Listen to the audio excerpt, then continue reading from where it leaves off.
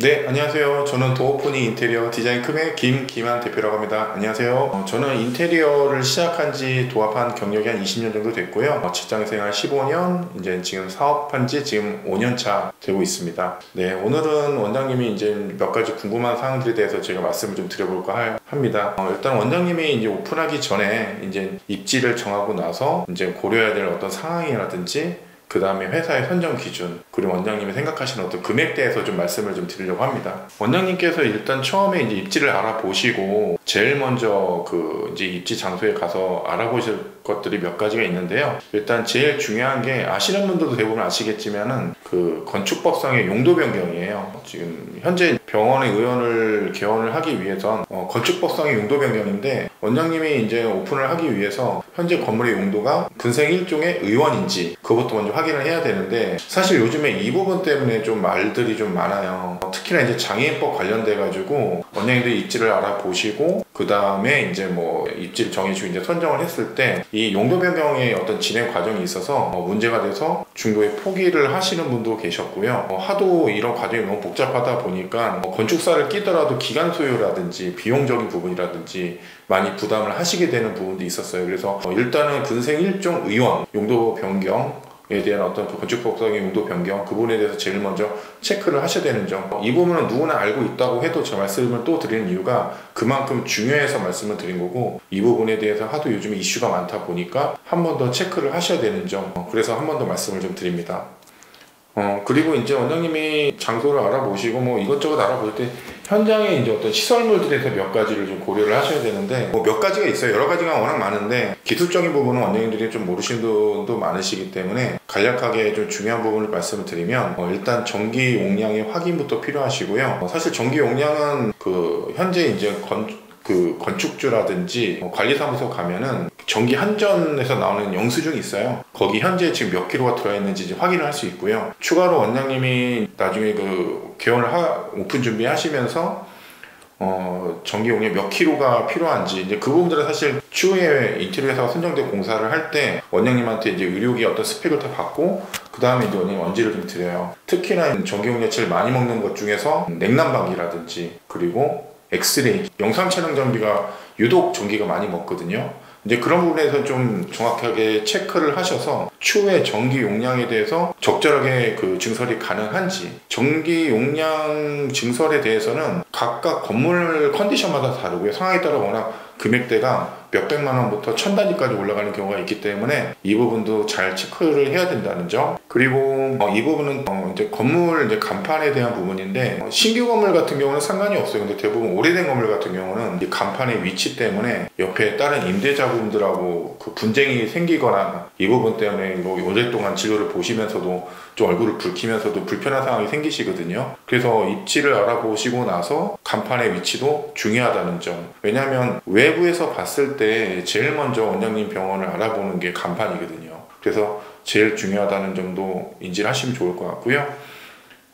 그 다음으로는 뭐 이거는 뭐 큰 부분이 아닐 수는 있겠지만, 이게 뭐 건물의 방충망도 무조건 있어야 될 의무사항이에요. 요즘에는 뭐 이게 한두 개면은 상관이 없는데, 보통 건물의 각 창들마다 다 방충망이 있어서 이것도 개당 단가로 따졌을 때는 뭐 그렇게 큰 비용은 아니더라도 뭐 10개에서 몇십 개다라고 생각했을 때는 이것도 큰 비용이기 때문에 같이 좀 체크를 하셔야 된다는 점. 그래서 이 부분에서 좀 중요한 생각을 하셔도 될 것 같고, 그 다음에 그 뭐 추가적으로 소방 설비라든지 뭐 환기 시설 뭐 이런 부분들은 사실 원장님이 아시는 부분보다는 추후에 인테리어 회사가 선정되고 나서 같이 한번 시설을 점검해 보는 거를 좀 추천을 드리겠습니다. 그래서 개원 오픈 전에는 현장 건물의 어떤 컨디션이라든지 그 용도 변경, 이 두 가지를 꼭 확인을 하신 다음에 오픈 준비를 잘 하셔야 추후에 비용 책정을 할 때 잘 반영돼서 오버가 되지 않는다는 점 인지를 하시면 좋을 것 같습니다. 두 번째는 일단 원장님 중에서 양도 양수를 받고 개원 준비를 하고 계시는 분들이 계신데요.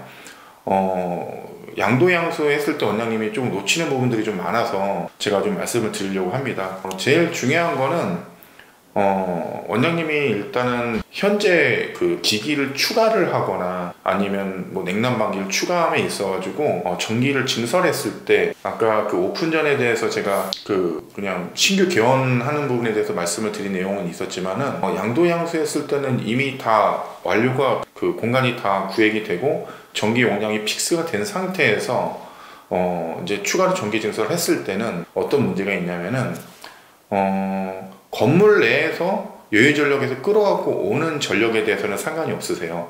단 이제 원장님이 한전 그 건물에 여유전력이 없어서 뭐 건물의 규모가 작다거나 아니면 건물 여유전력이 없어 한전 공사를 통해서 전기 승합을 한다고 했을 때는 뭐 기존에 보통 5년 이상, 6년 이상 된 병원들은 그 원장님이 이건 확인이 좀 어렵겠지만 천정이라든지 이렇게 올라가다 보면은 그 천정 내부 안쪽에 난연관이라는 걸 사용을 하게 돼요. 이제 보통 그런 하얀 주름관을 좀 말씀을 드리는데 이게 사실 소방법이 얼마 전에 좀 변경이 되면서 스틸 프렉시블이라고 해가지고 주름관이 있어요. 이게 스틸 소재로 나온 제품인데 이걸로 의무적으로 사용을 해야 되는 법이 바뀌었어요. 근데 만약에 한전에서 원장이 증설을 해야 된다고 했을 때 그분들이 이제 그 사용 전 검사를 하고 한전에서 이제 나와서 검사를 하게 되거든요. 그럼 그분들이 이제 천장이라든지 벽에 이제 메리 박스라든지 그런 걸 다 확인을 하게 돼요. 근데 스틸 주름관이 아니고 그 하얀색 난연관으로 했을 때 그분들이 그 전기 증설에 승인을 내주질 않습니다.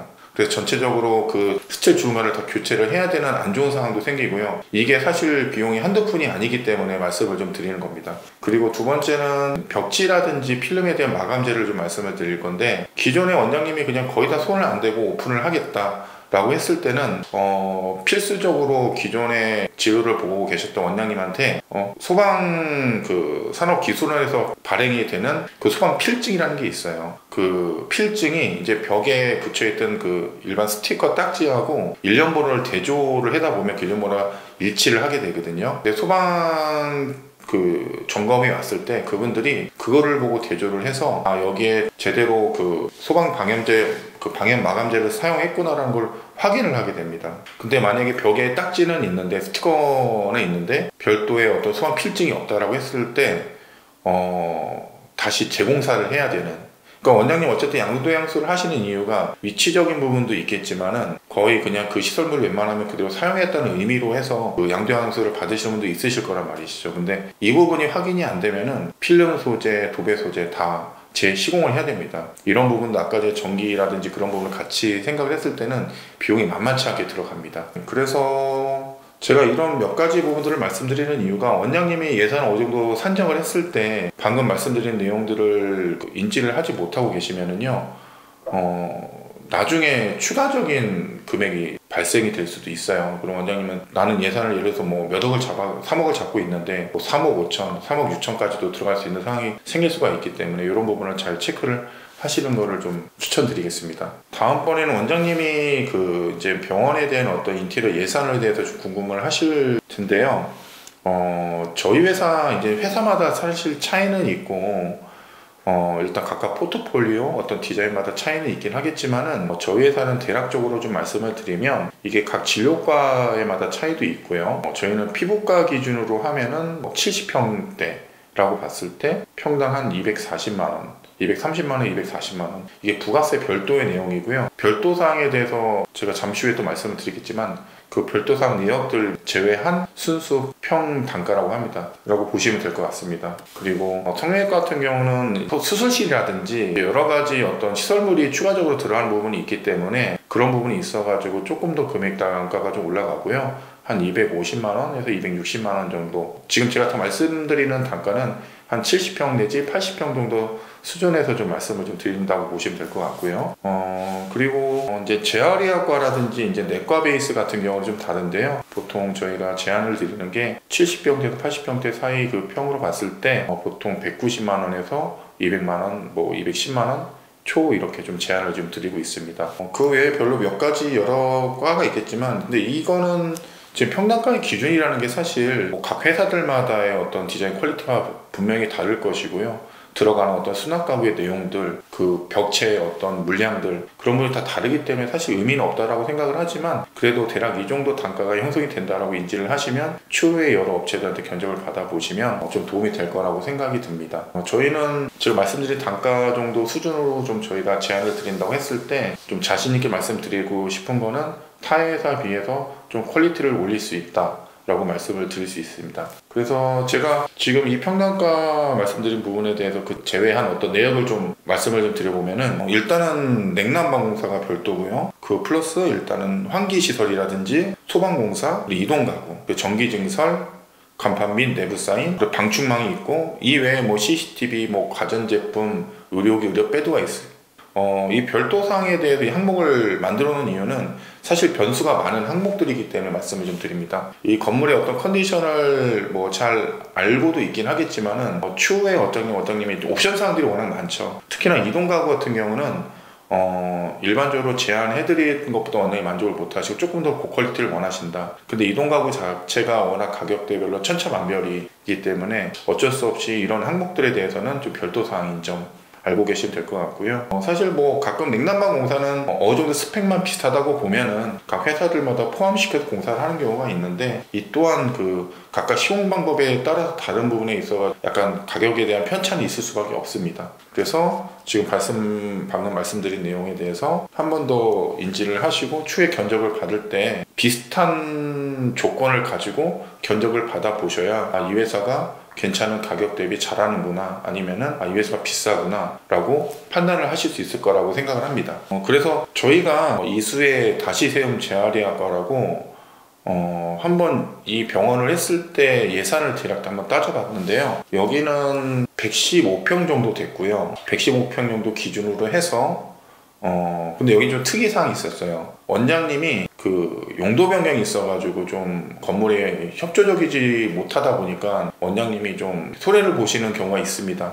예를 들면은 원장님 병원 내에 장애 화장실을 건물 공용부에 만들어야 되는데 원장님 병원 면적 안에 포함을 시켜서 만들었어요. 그래서 그런 공사 비용이라든지 그리고 외부 실제로 지금 공용에 있는 화장실에 대한 어떤 부분적으로 이제 수리라든지 그런 부분들까지 다 포함된 공사 금액이라고 보시면 되시고요. 그리고 이제 다들 아시겠지만 재활의학과나 정형외과 뭐 이제 통증의 특성상 휠체어를 타고 다니시는 분들이 많으시기 때문에 바닥에 단차를 없게끔 이제 시공했다는 점 참고해서 보시면 될 것 같고요. 그래서 냉난방 같은 경우는 4,300만 원 들어갔고요. 그리고 내부 사인 및 간판 한 1,200만 원 정도 들어갔고요. 그리고 이동가구 1,200만 원. 이동가구에서는 이제 대기실 소파하고 책상, 의자 이제 이게 다 들어갔다고 보시면 될 것 같습니다. 그리고 소방공사는 한 1,100만 원 정도 들어갔어요. 이렇게 비싼 이유는 원장님이 여기 입원실을 만들었기 때문에 입원실에 해당하는 그 기준에 대한 어떤 속보 세트라든지 구조대 이제 여러 가지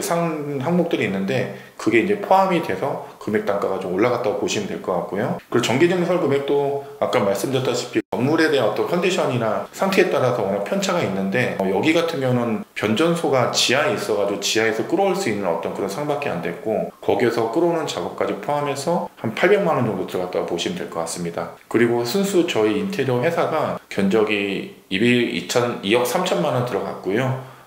지금 위에 말씀드린 항목은 다 부가세 별도 기준입니다. 그래서 도합 원장님께서 인테리어에 그 소요한 금액이 3억 한 1천만 원 정도 소요했다고 보시면 될 것 같습니다. 일단은 이게 어떤 분은 비싸다고 느끼기도 하시고 어떤 분은 조금 적당하다고 느끼기도 하시겠지만은 이게 그 어떤 똑같은 100평, 110평의 기준의 병원을 보더라도 어떤 조건부마다 이제 금액 단가가 달라지기 때문에 저희는 원장님의 최대한 어떤 요구를 받아들이고 그리고 추가적으로 저희가 좀 만들어야 되는 부분도 있었어요. 아까 장애 화장실이라든지 그런 부분이 포함된 금액이라고 좀 보시면 될 것 같아요. 그리고 요즘에 좀 또 하나의 이슈거리긴 한데 그 회사를 선정했을 때 원장님들이 이제 어떤 기준을 보고 회사를 선정을 해야 되냐. 최근에는 그 실내건설 면허라고 하죠. 그 실내건설 면허 등록되는 회사가 점점 많아지고 있는 추세이기는 합니다. 근데 이게 왜 중요하다고 생각을 하냐면 사실 이게 정상적으로 법으로 따지면 실내건설 면허가 없으면 실내공사를 1,500만 원 이상 오더를 그 시공을 할 수가 없습니다. 실내건설 면허가 있어야만이 이 1,500만 원 이상의 그 공사 금액을 좀 그 계약을 할 수가 있고요. 시공을 할 수 있고요. 이 등록 실내건설 면허를 발급받기 위해서는 몇 가지 조건이 따르는데, 최소한의 이제 회사에 자본금이 있냐, 그리고 사무실에 자격증자가 2명 이상 상주해 있냐, 제대로 된 사무실을 운영하고 있냐, 이 세 가지 요건이 그 기본 조건으로 이제 따르게 되는데, 사실 이 기본 조건조차도 안 된 회사가 생각보다 꽤 많습니다. 근데 원장님이 어쨌든 무조건 금액적으로 무조건 싼 회사를 선택하는 것도 뭐 금액적으로 중요하다고 생각을 하지만, 이 실내건설 면허가 있냐 없냐에 따라서 하나의 어떤 그 안전장치로 보시면 될 것 같아요. 이 실내건설 면허라는 게, 이 건설 면허증이 좀 중요하다라고 좀 인식을 하시는 게 좀 좋을 것 같습니다. 그리고 이제 회사를 선정했을 때 뭐 여러 가지 있겠지만, 제가 건설 면허 취득 관련된 어떤 기본 조건에 대해서 말씀드렸겠지만, 그 안에 이제 뭐 사무실이라든지, 그리고 뭐 어떤 자본금, 그리고 뭐 어떤 실무자의 능력, 그리고 이제 얼마나 소통이 잘 되는가, 이게 소통이 잘 되고 안 되고의 차이는 공사를 진행하면서 원장님 보통 느끼게 되거든요. 잘 소통이 안 되는 회사들은 만약에 현장에서 어떤 일이 발생이 됐을 때 그걸 얼마나 빨리 대처를 해주느냐, 그게 제일 중요합니다. 현장에는 굉장히 수많은 변수가 생기기도 하고, 매뉴얼대로 간다고 해도 이게 가끔 이게 사건 사고가 이벤트가 좀 발생되기 마련인데, 그런 걸 얼마나 잘 소통을 하고 빨리빨리 대처를 하느냐, 그런 회사가 중요하다고 생각이 들고, 그리고 뭐 이건 당연한 얘기긴 하지만 사후관리, 보통 1년 정도 무상으로 제공해 드리고 있는데, 1년 이후에도 사후관리가 잘 되고 있느냐, 그것도 중요하다고 생각을 합니다. 물론 1년 후에 유상으로 전환한다고 하더라도 사실 뭐 회사들이 연락이 잘 안 되거나 잘 안 가거나 그런 경우가 있는데, 1년 이상이 지나도 사후 관리가 잘 되고 있는지, 그런 것도 같이 한번 체크해 보시면 좋을 것 같습니다. 마지막으로 이제 인테리어 프로세스에 대해서 말씀을 드리면, 원장님들이 일단은 이제 인테리어 이제 준비 과정에 대해서 궁금해 하실 텐데요. 일단 처음으로는 원장님이 입지가 정해지거나 그 전이거나 미리 인테리어 업체를 선정을 하실 거예요. 그러면 이제 인테리어 회사한테 연락이 올 거고, 저희 같은 경우는 이제 원장님하고 이제 인테리어 하게 문의가 들어오게 되면, 그 건축 도면이 있다고 해도 현장을 방문 드려서 한 번 더 실측을 진행을 하고요. 현장 컨디션을 확인을 합니다. 이 현장 컨디션을 확인하는 이유는, 추후에 원장님이 좀 그 견적을 받아보셨을 때 좀 디테일하게 이런저런 저런 점이 어떤 변수가 있다, 이런 점이 있다, 이래서 금액이 조금 더 나오는 부분이 있다 라는 부분을 같이 한번 체크를 해드리기 위한 어떤 부분이기 때문에 저희는 항상 실측을 나가고 현장 컨디션을 확인하고 있는 회사고요. 그리고 일단은 1차적으로 실측이 끝나면 원장님들하고 공간 구성이 어떤 게 들어가야 될지 레이아웃 미팅을 진행을 하게 되죠. 그러면 이제 저희가 자체로 도면을 만들어서 원장님한테 1차적으로 도면을 제안을 드릴 거고요. 만나서 도면이 이제 픽스가 되면 3D하고 이제 저희가 최종적으로 이제 마감재라든지 그런 부분들을 좀 제안을 좀 드릴 예정입니다. 그리고 만약에 원장님께서 가끔 이제 굉장히 빠르게 궁금하다라고 생각하시는 분들은 3D 나가기 전에 가견적이라는 걸 제안을 좀 드리긴 하는데, 사실 저희가 3D라든지 그런 마감재 디테일한 게 나와야 거의 정확한 견적이기 때문에, 가견적은 사실 원장님의 어떤 계약을 이끌어내기 위한 어떤 저는 약간 이런 말씀 드리기 좀 그렇지만 어그로라고 좀 생각을 하거든요. 근데 이거를 이용해서 계약을 오더를 많이 따는 회사들도 있겠지만은, 저희 같은 경우는 그래도 디테일한 원장님 좀 제안을 드리기 위해서 원하신 분은 가견적을 전달해 드리긴 하지만, 웬만하면은 저희가 3D하고 마감재까지 제안을 드리고 난 다음에 견적을 받아보시는 걸 추천을 드려서 저희는 이렇게 진행을 하고 있습니다. 그래서 3D하고 마감재 제안을 드리고 픽스를 하시면 이제 견적서를 제안을 드릴 거고요. 이 과정에서 뺄 거 빼고 뭐 추가할 거 추가하고 해서 픽스된 견적을 가지고 원장님하고 계약을 진행을 하게 됩니다. 그리고 계약을 진행하게 되면 이제 공사 진행을 하면서 원장님 소통이라든지, 이때 이제 적절하게 저희가 그 현장 담당자하고 디자이너하고 저 같이 협업을 해서 원장님들의 병원을 만들어드리는 과정까지 진행을 하게 됩니다. 네, 오늘은 저희가 일단 원장님이 오픈하시기 전에 제일 기초적인 부분에서 궁금하신 부분에 대해서는 저희가 말씀을 드린 내용이었고요. 혹시라도 원장님이 궁금한 사항이 있거나 아니면은 한번 공사를 의뢰를 맡긴다거나 아니면 입지가 정하기 전에도 혹시라도 원장님이 이 시설물 점검이나 그런 부분들이 원한다라고 생각하셨을 때는 부담 없이 전화 주시면 저희가 만나 뵙고 잘 컨설팅 해드리도록 하겠습니다. 네, 오늘은 영상 여기까지 하겠습니다. 감사합니다.